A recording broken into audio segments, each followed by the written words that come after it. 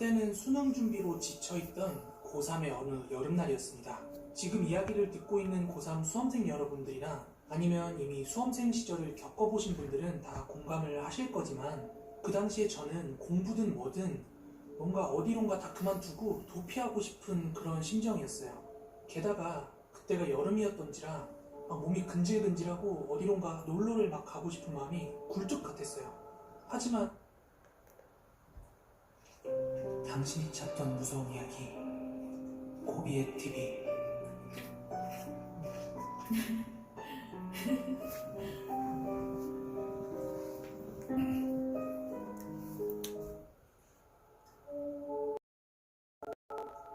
그때는 수능 준비로 지쳐있던 고3의 어느 여름날이었습니다. 지금 이야기를 듣고 있는 고3 수험생 여러분들이나 아니면 이미 수험생 시절을 겪어보신 분들은 다 공감을 하실 거지만, 그 당시에 저는 공부든 뭐든 뭔가 어디론가 다 그만두고 도피하고 싶은 그런 심정이었어요. 게다가 그때가 여름이었던지라 몸이 근질근질하고 어디론가 놀러를 막 가고 싶은 마음이 굴뚝 같았어요. 하지만 수능시험을 준비하고 있는 고3 학생이 뭔가 멀리까지 피서를 간다는 것 자체가 명분이 제대로 서질 않더라고요. 게다가 당시 고등학생이 돈이 어디 있었겠어요. 설령 피서를 떠난다 해도 뭐 방을 잡을 돈이라든지 피서지에서 먹고 자고 할 그런 충분한 돈이 없었기 때문에 참 피서는 저한테 사치 정도로 여겨지고 있었습니다. 그렇지만 이 여름을 그냥 보낸다는 것 자체가 너무 아깝다는 생각이 계속 드는 거예요. 그렇게 머릿속으로 쥐어 짜내고 짜내서 생각한 게 흉가 체험 한번 해보자, 이런 생각이 들더라고요. 그래서 당시에 굉장히 친했던 단짝 친구 2명이랑 동네 뒷산에 있는 흉가를 놀러 가보기로 합니다. 앞서 이야기한 뒷산은 어느 동네에나 있을 법한 그런 평범한 뒷산이었어요. 하지만 거기에 있는 흉가 때문인지 그 주변 분위기가 굉장히 음침해서 동네 사람들도 쉬쉬하는 그런 흉가였어요. 그래서 그 동네 살던 사람들은 해가 어둑어둑해지면 그 주변은 굳이 지나다니지 않는 그런 곳이었습니다. 지금 생각하면 왜 그랬나 싶지만, 그 당시 억눌려 있던 고3 수험생에게는 흉가 체험조차도 굉장히 좋은 피서다, 이렇게 생각을 했었나 봐요. 그래서 저와 친구들은 그 흉가에서의 1박 2일 피서를 준비하게 됩니다. 저희의 계획은 그 흉가 안에 작은 텐트 같은 걸 하나 쳐놓고 흉가 체험도 하고 사진도 찍고 라면도 끓여 먹고 그러고 오자 하는 계획을 세웠어요. 그래서 저랑 친구들은 각자 역할 분담을 해가지고 여러 가지 좀 짐을 챙겼어요. 버너나 코펠이나 아니면 쌀, 라면 같은 것들을 좀 챙겨가지고 그 흉가로 떠나게 됩니다.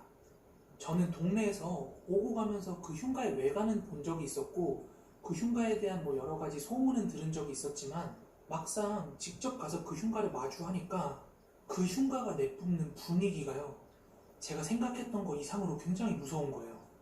여름인데도 불구하고 느껴지는 그 산자락의 어떤 한기, 그리고 그 오래 방치된 집의 특유의 냄새, 이런 것들이 저희를 약간 움츠러들게 만들더라고요.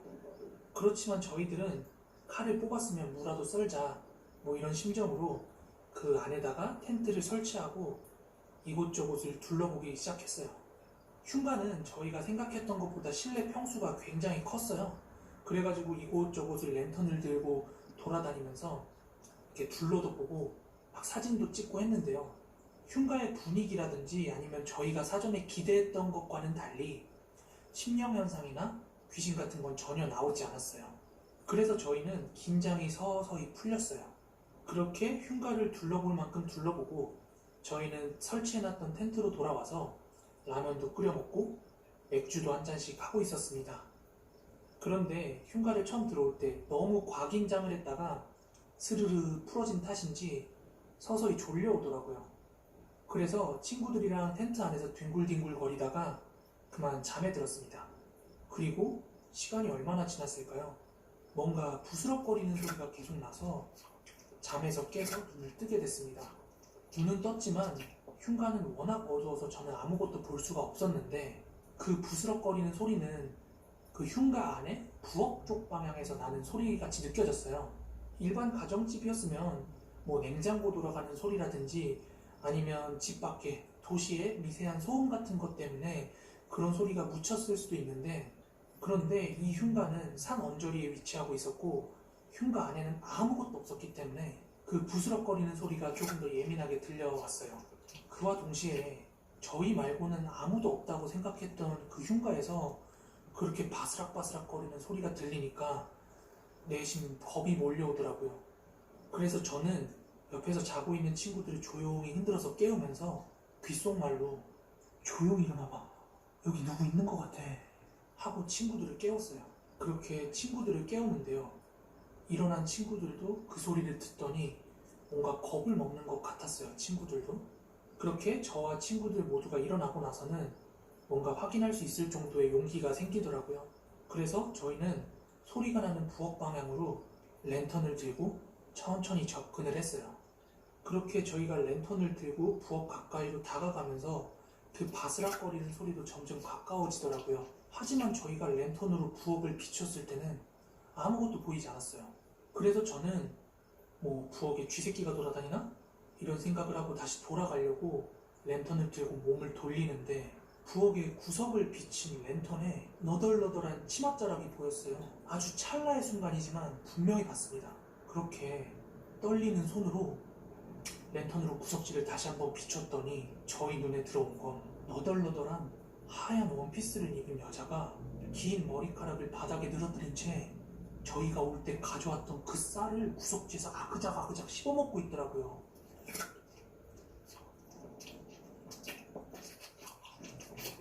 그 순간 저희가 너무 놀래가지고 욕이 섞인 비명을 딱 하고 질렀어요. 그제서야 그 형체가 저희 쪽을 바라보기 시작하는데 제가 그때 본 걸 그대로 묘사를 하면요. 입이 비정상적으로 벌어져 있었고 코는 완전히 문드러진 모습이었는데 눈은 새하얗게 흰자만 부릅뜨고 저희를 쳐다보고 있더라고요. 정말 그 순간 너무 놀라서 으리고 뭐고 다 팽개치고 흉가 밖으로 미친듯이 뛰어나왔어요. 그리고 친구들도 저를 뒤따라서 뛰어나왔고 저희는 그 안에 있는 짐을 챙겨올 생각도 못한 채로 다 각자 일단 집으로 돌아갔어요. 그리고 그 흉가 체험을 한 뒤에 거의 며칠 동안은 친구들이랑 얘기만 하면 주제가 그 이야기로 흘렀어요. 그렇게 저희는 하루, 이틀, 3일 지나면서 다시 일상으로 돌아왔습니다. 그리고 며칠 뒤에 주말이라서 저는 집에서 제 방에서 공부를 하고 있었거든요. 주말이다 보니까 어머니도 거실에서 시간을 보내고 계셨어요. 저는 한참 집중을 해서 공부를 하고 있는데 갑자기 어머니가 제 방문을 열고 들어와서는 너 공부 안 하고 라디오 듣니? 아, 보면 몰라. 공부하고 있잖아. 어머니께서는 제가 공부를 안 하고 꾀부리고 있는 줄 알았나 봐요. 그렇게 제 책상 주변을 쭉 훑어보더니 베란다 나가시더라고요. 그런데 채 5분이 안 돼서 어머니가 갑자기 문을 열고 다시 들어오시더니 이거 라디오 듣고 있었구만 이러면서 들어오시자마자 핀잔을 주는 거예요. 그래서 저는 무슨 라디오냐고 콘센트도 안 꼽혀 있는데 지금 소리 나냐고 그렇게 어머니한테 되려 따졌어요. 그런데 어머니께서 말씀하시길 제 방에서 계속 여자 중얼거리는 소리랑 웃는 소리가 난다는 거예요. 어머니께서는 제가 몰래 라디오를 듣고 거실 TV 소리도 줄이고 가만히 들어보니까 뭔가 맞는 것 같더래요. 여자가 계속 중얼거리고 있고 웃음소리도 나고 이러니까요. 그래서 어머니께서는 딴청 피우고 있는 저를 현장 검거하기 위해서 들어온 거라고 하셨어요. 그런데 제 방에 있는 라디오는 애물단지가 된 지 오랜데 게다가 듣지도 않았거든요. 어머니 말이 사실이라면 굉장히 소름 돋는 거잖아요. 며칠 전에 있었던 일도 찜찜해 죽겠는데 말이죠. 그런데 이상한 일은 여기서 그치지 않았어요. 다음날 저녁에 저는 방에서 공부를 하고 있었거든요. 그런데 저녁에 일 마치고 오신 어머니께서 제 방문을 노크하더니 들어와도 되냐고 물어보시는 거예요. 그래서 들어오라고 해서 어머니가 제 방에 들어왔는데 제가 왜 새삼 안 하던 노크를 하냐고 그렇게 여쭸어요.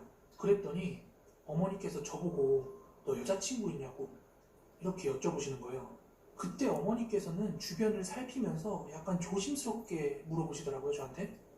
저는 못소린 것도 억울한데 어머니께서 그렇게 물어보니까 어이가 없어가지고 그건 왜 묻냐고 그렇게 되물었어요.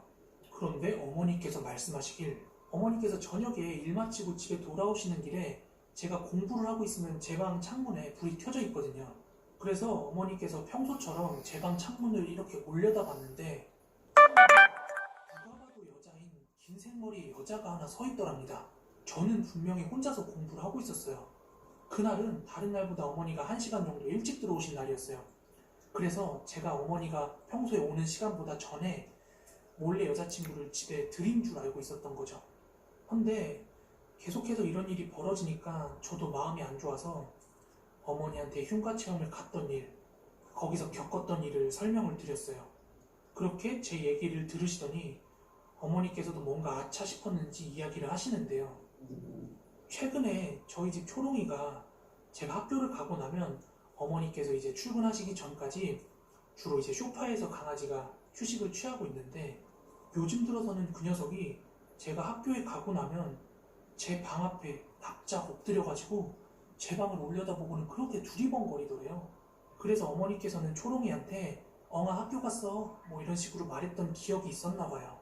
그렇게 저는 어머니한테 이실직고를 한 후에 그런 이야기도 듣고 고3이 괜한 짓을 했다고 굉장히 많이 혼났어요. 그러시면서 돌아오는 주말에 당장 절에 다녀오자고 그렇게 말씀을 하시더라고요. 제가 고3이 된 이후에 어머니께서는 기도 드리려고 줄곧 다니던 절이 있었어요. 그래서 주말에 어머니랑 저랑 같이 그 절에 가서 부적을 몇 장 받아왔어요. 그렇게 부적을 받아서 집에 돌아오는 동안에도 어머니한테 정말 막 잔소리 세례를 엄청 들었어요. 그렇게 집에 도착을 해서 현관문을 열었는데 초롱이가 저희를 마중 나오질 않는 거예요. 원래 평소 같았으면 꼬랑지 흔들면서 굉장히 막 반겼거든요. 그렇게 초롱이가 마중 나오지 않길래 저는 제 방으로 들어갔거든요. 그런데 초롱이가 죽어있더라고요. 도대체 어떻게 꺼냈는지 모르겠는데 저는 항상 제가 입었던 옷을 장롱에 다시 넣어놓거든요. 그런데 제가 흉가를 갈 때 입었던 그 티셔츠를 머리맡에 두고 초롱이가 죽어있는 거예요. 너무 슬프고 충격적이고 화가 나서 당장 이제 초롱이를 안고 가서 이제 땅에다가 묻어주고 그 옷까지는 태워버렸어요. 그렇게 저는 집에 돌아와서 어머니랑 집안 곳곳에 부적을 붙였는데요. 정말 초롱이 일은 슬프고 안타깝지만 그 뒤로 더 이상 미스테리한 일은 일어나지 않았습니다. 여러분, 마지막으로 하고 싶은 말이 있는데요. 절대로 흉가 가지 마세요. 제발요. 제가 고등학교 시절에 서울에 있는 보광동에 살았어요. 그 당시에 겪었던 정말 소름 돋는 실화인데요. 그 당시에 제가 살던 동네에 거의 한 20년 정도 그냥 아무도 살지 않고 방치된 집이 하나 있었어요. 그런데 원래 그 집 주인이 엄청 잘 살았는지는 모르겠는데 하여간 그 집 규모가 굉장히 컸어요. 그런데 당초에 제가 거기 사는 동안 누가 거기 집에 왕래하는 것도 없고 그냥 버려진 채로 오랫동안 방치가 되어 있으니까 문득 호기심이 생긴 거예요. 뭔가 폐간에 흉간에 이런 소문도 있으니까 그 안에는 뭐가 있을까 이런 궁금증이 문득 생기더라고요.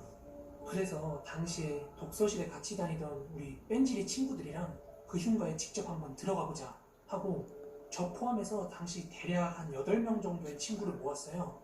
그래가지고 이제 친구들끼리 얘기했죠. 우리 제대로 한번 흉가 체험 해보자. 그래서 다 같이 주말 저녁에 그 흉가 앞에서 모이기로 합니다. 그렇게 며칠이 지났고 친구들이 현재 시각은 6시 정각입니다. 흉가 체험을 하기로 약속했던 8명이 이제 그 흉가 앞에 다 이렇게 모였는데 그 당시에는 저나 제 친구들 다 고등학생이니까 약간 객기를 부린 거죠. 8명이 동시에 다 들어가면 하나도 안 무서울 것 같은 느낌이 드는 거예요. 너무 북적북적하니까. 그래서 4인 1조로 두 팀으로 나눠가지고 각 팀별로 그 안에 흉가를 체험하기로 합니다. 그래서 뭐 대댄지라고 하죠. 뭐 어느 지역은 엎었다 뒤집었다 뭐 이러는데 그렇게 해가지고 4명 짝을 만들었어요. 그렇게 친구들끼리 흉가 안으로 진입을 시도합니다. 그런데 이상한 일은 흉가에 들어가면서부터 바로 시작이 됩니다. 먼저 들어가기로 한 선발대가 그 흉가에 진입을 하려고 문을 열려고 하는데 문이 진짜 꿈쩍을 안 하는 거예요. 그 문을 누가 억지로 안 열리게 하려고 잡고 있는 건지 뭔지 모르겠는데 문이 안 열리는 거예요. 그래서 그 8명 중에서 힘께나 쓴다는 친구들끼리 이제 뭉쳐가지고 그 문을 동시에 막 이렇게 밀었거든요. 그런데 정말 문이 꿈쩍을 안 합니다. 그런데 그때 저희 친구들 중에서 태연이라는 친구가 하나 있었어요. 그런데 이제 그 친구가 에이씨 오늘 문 잠겨가지고 완전 공쳤네 이렇게 투덜거리면서 문을 한 대 뻥 찼거든요. 그런데 희한하게 그 8명이서 힘겹게 문을 밀 때는 열리지도 않던 문이 태연이란 친구가 문을 살짝 발로 찼는데 갑자기 왈칵하고 그 문이 열리는 거예요. 그 순간 친구들이 다 같이 놀란 거예요. 문이 갑자기 열린 것도 놀랄만한 상황이고 문이 열리면서 벽을 쾅 치니까 그 소리가 얼마나 깜짝 놀랐겠어요. 그때 그 순간 너무 놀래가지고 친구 4명 정도가 자기는 못 들어가겠다고 하면서 이제 돌아갔어요. 그 친구들이. 그래서 한번 끝까지 들어가 보자 하고 남은 친구는 저 포함해서 4명 있었어요. 그 태연이란 친구도 포함을 해서요. 아유, 저 겁쟁이 새끼들 봐라. 야, 우리끼리라도 가자.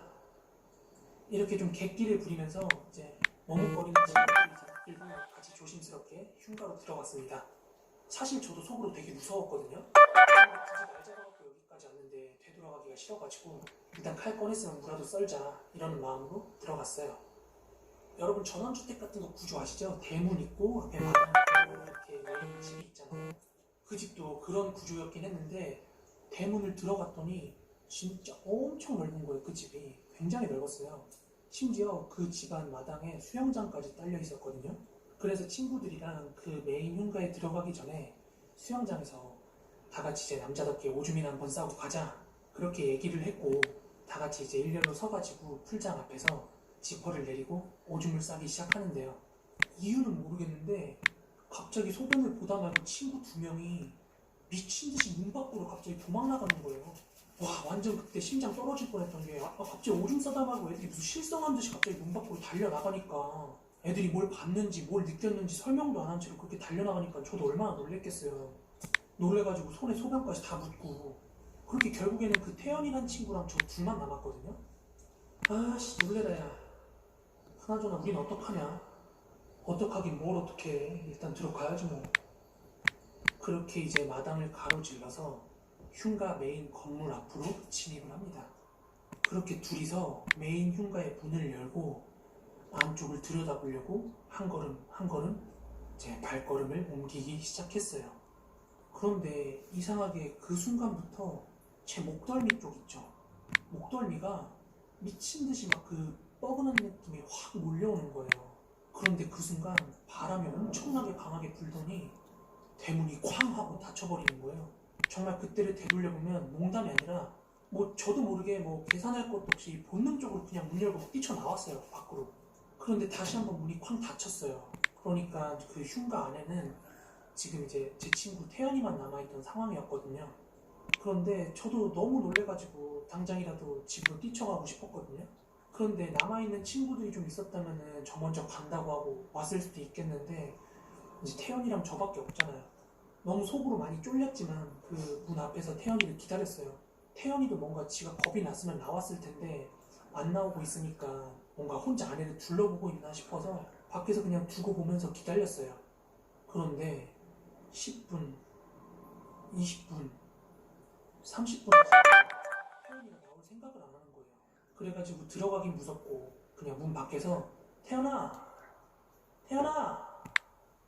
하고 불렀는데도 안에서 반응이나 대답도 없는 거예요. 그래서 안 좋은 일이 생겼나 싶어서 들어가야 되나 말아야 되나 막 고민을 하고 있을 찰나에 문이 끼 하고 열리더라고요. 그런데 글쎄 태연이가 터덜터덜 걸어 나오는데 애가 초점이 없이 입에 침을 질질 흘리면서 나오는 거예요. 지금 억지로 그 표정을 지으라고 해도 못 지을 정도로 진짜 어떻게 말로 형용할 수 없는 표정이었어요. 진짜 아직도 소름이 돋아요. 진짜 얼굴이 그냥 제정신이 아니었어요. 그렇게 반쯤 정신 나가 보이던 태연이가 갑자기 하야 너 쌍둥이야? 하고 저한테 쌍둥이냐고 뜬금없이 묻는 거예요. 뭔 일인가 싶어가지고 태연이를 좀 정신 좀 차리게 하고 얘기를 들어보니까 태연이가 그렇게 저한테 질문을 한 거는 그 흉가 안에서 겪었던 일 때문이었는데요. 그 당시 상황이 이제 제가 잔뜩 겁을 먹고 그 흉가에서 뛰쳐나온 뒤에 태연이도 제가 문 밖으로 나간 걸 보고 같이 나가야 되겠다는 생각을 했는데 다리랑 몸이 안 움직이더래요. 자기 뜻대로. 그렇게 서 있는 상태로 갑자기 가위 눌린 듯이 몸이 움직이지 않는데 그 와중에 주위로 막 이상한 웃음소리가 자기를 감싸더래요. 그러다가 그 집 2층을 이렇게 딱 올려다 봤는데 그런데 그 2층에서 어떤 아이가 태연이를 이렇게 내려다보고 있더래요. 그런데 그 순간 갑자기 그 얼굴이 불쑥 태연이 얼굴 앞으로 오더니 너 이거 얘기하면 안 돼. 그리고 나서 그 아이 귀신이 등을 돌리고 걸어가는데 태연이가 뭔가 자기가 홀린 듯이 저 아이를 따라가지 않으면 나한테 큰일이 날 것 같은 그런 기분이 들었대요. 그렇게 그 아이를 따라 나섰는데 한참을 걷던 아이가 갑자기 뒤를 딱 돌아보더니 너 이거 얘기할 거지? 하면서 울먹이는 소리로 갑자기 이렇게 얘기를 하는데 그런데요. 태연이가 그 아이 귀신의 얼굴을 가까이서 보고서는 넋이 나갈 수밖에 없었답니다. 왜냐면 그 아이 귀신의 얼굴이 제 어릴 때 얼굴이었대요. 자, 여기까지가 무한도전 남양특집에서 하하씨가 풀었던 공포썰의 전말입니다. 이 보광동 흉가는 하하씨 때문에 굉장히 이슈가 됐죠. 그런데요, 여기서 끝날 것 같으면 제가 이 영상을 촬영을 안 했을 겁니다. 네, 이 흉가에 대한 후일담이 더 있습니다. 사실 이 하이라이트를 이야기하기 위해서 하하씨의 이야기를 끌고 온 거예요. 영상 보시는 분들 중에 인터넷 커뮤니티 해보신 분들 중에는 루리앱이라고 한 번쯤은 들어봤을 거예요. 그 루리앱의 한 유저가 실제로 이 보광동 폐가에 방문을 해서 사진을 촬영을 합니다. 그리고 나서 그 사진의 원본을 루리앱에다가 업로드를 하게 됩니다. 그런데 그 사진을 보고 사람들 사이에서 난리가 난 거예요. 왜냐하면 그 사진 안에 있는 한 나무에 핏자국이 너무나 선명하게 묻어있더래요. 그렇게 사람들이 왈가왈부하는 와중에 그 사진을 직접 촬영한 작성자가 쐐기를 박는데요. 긴가민가 아리까리가 아니라 그 작성자분께서는 사진을 찍을 때 분명히 핏자국 같은 것 따윈 없었다 라고 그렇게 못을 박습니다. 그렇게 주작이냐 아니냐 논란이 이어지고 있던 와중에 수일이 흘렀습니다. 그런데 동시다발적으로 수십 명의 회원이 그 유저가 올린 사진을 보고 나서 가위를 눌리거나 기이한 경험을 했다면서 막 연이어 글을 올리면서 호소를 하는 거예요. 그런데 심지어 그 사진을 촬영한 작성자 본인까지 가위를 눌리고 그런 현상을 겪는다고 후기가 올라오는데요. 그런데요, 여기서 진짜 무서운 점은 유저들이 다 같은 동일한 주장을 합니다. 그게 뭐냐면 무한도전에서 하하씨가 말한 어린 꼬마 귀신 있죠. 그 가위 눌림을 경험한 모든 유저들이 공통적으로 다 그 꼬마 귀신을 봤다고 그렇게 호소를 합니다. 결국 그렇게 논란이 되니까 작성자는 그 글을 내립니다. 이 루리앱 보광동 흉가 사건은 DC인사이드 가발 사건만큼이나 두고두고 회자가 되는데요. 지금은 아무리 찾으려고 해도 그 보광동 흉가 사진을 찾을 수가 없더라고요. 그래서 조금 더 서핑을 해보니까 사람들 댓글에 실제로 이 사건이 있었던 사건이라고 하더라고요. 다만 그 사진을 못 구할 뿐이지. 그리고 2020년 현재는 그 보광동 폐가 자리에 놀이터가 만들어졌다고 합니다.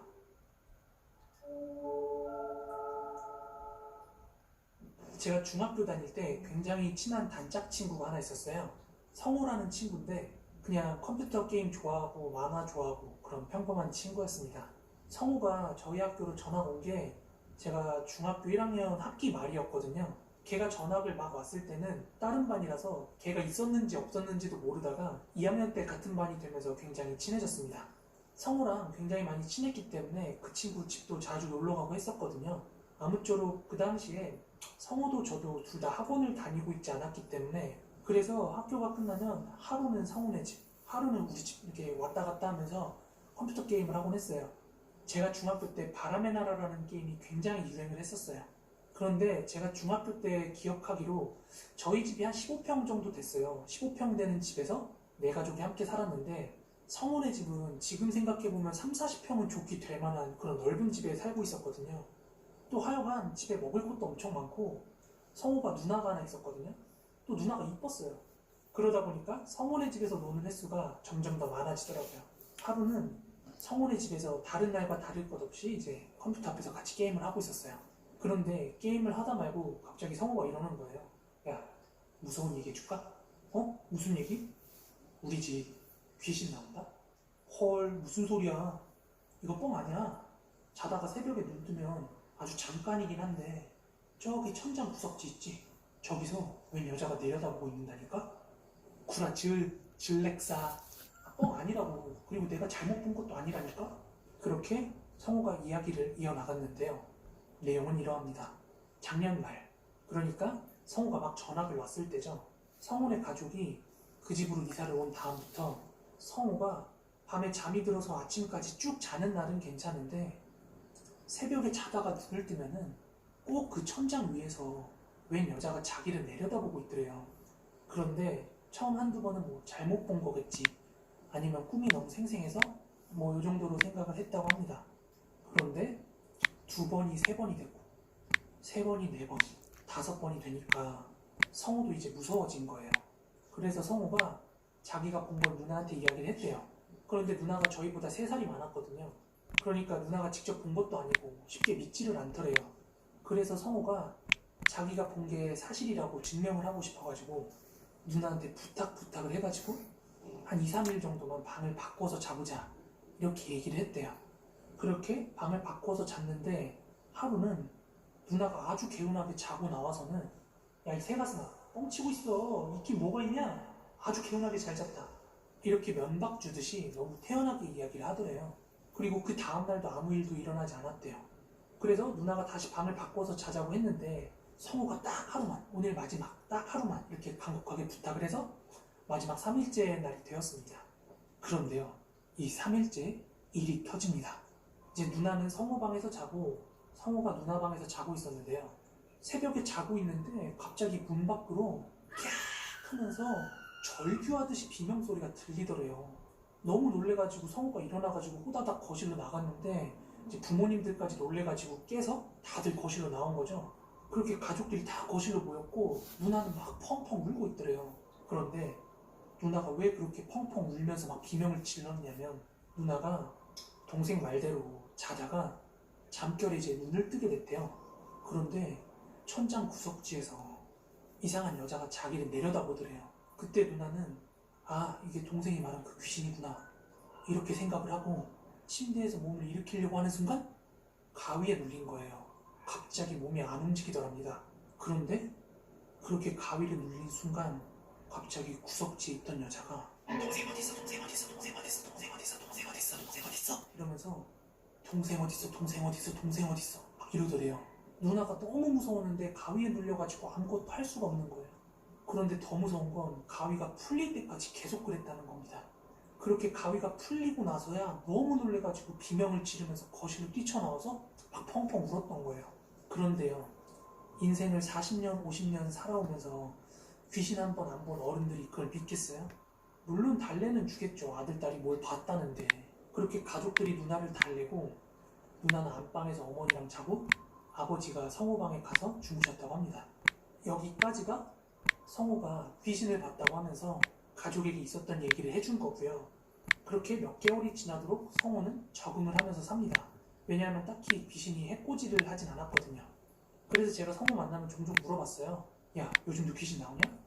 이렇게 물어보면 가끔 자다 깨면 봐. 그냥 뭐 요 정도로 반응을 하고 마는 수준이었습니다. 그렇게 어느 정도 시간이 흐른 뒤에 결정적인 사건이 하나 발생을 합니다. 하루는 성우 아버지께서 새벽에 자다 깨셔가지고 부엌에서 물을 마시고 계셨대요. 그렇게 물을 마시러 나가는데 아버지가 성우 쪽을 보면서 소스라치게 놀라더래요.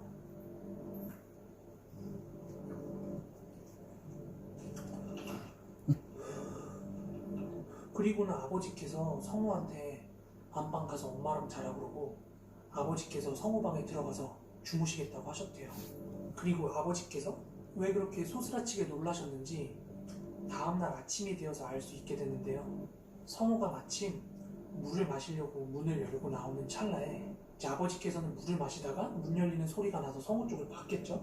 그런데 문을 나오려는 성우 뒤편으로 웬 여자가 고개를 빼꼼 내밀고 아버지를 쳐다보더랍니다. 부모님께서는 종교 같은 것도 없으시고 평소에 그런 거 믿지 않는 강심장이라고 그렇게 자부를 했었는데 막상 아버지께서 직접 두 눈으로 확인을 하니까 소스라치게 놀랄 수밖에 없었던 거죠. 더군다나 아비된 입장에서 아들 방에서 그런 게 보였는데 어떻게 아들한테 그 방에 다시 들어가서 자라고 하겠어요. 그러니까 아버지께서 그 방에서 주무신다고 하신 거고요. 그런데 아버지께서 성우의 방에서 주무신 그날 있잖아요. 아버지께서도 천장에서 그 여자의 형체를 보셨나봐요. 그래서 한동안은 성호방에 있는 컴퓨터 책상이랑 컴퓨터를 거실로 옮겨놓고 한동안 아버지가 성호방에서 생활하십니다.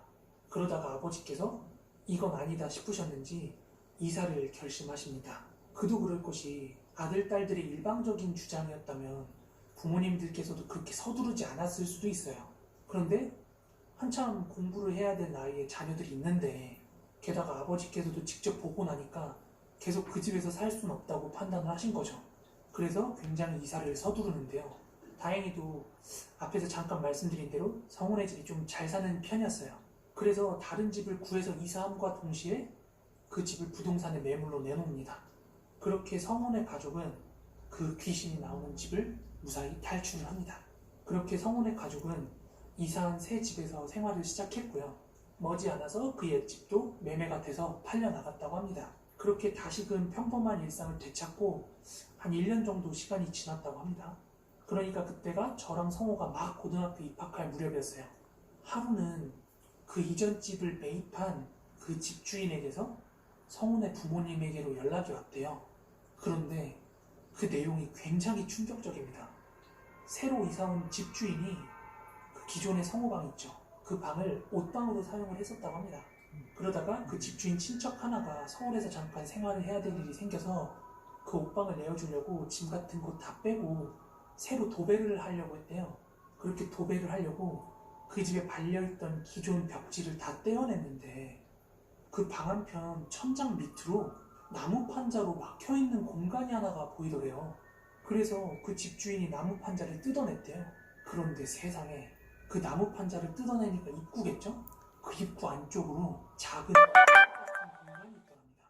그리고 그 다락 안쪽에서 여러 장의 부적이랑 가위 그리고 칼가지가 나오더래요.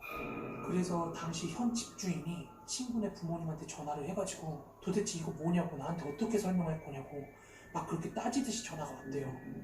그런데 친구네 가족들은 심지어 거기 살면서 그 다락이 있었는지도 몰랐는데 숨기고 말 게 어디 있겠어요. 그래서 전화기 붙들고 굉장히 오랫동안 실랑이를 했다는 후문입니다. 그 이후에는 뭐 현 주인이 거기서 뭘 했는지 그런 거 뭐 어떻게 알 수가 없는데 아마 성훈의 가족들이 본 귀신이랑 그 장소랑 뭔가 분명히 연관이 있었겠죠? 그리고 친구도 전에 그 집에서 무슨 일이 있었는지 굉장히 궁금해했지만 그 누구도 뭐 알고 있는 사람도 알려주는 사람도 없었다고 합니다.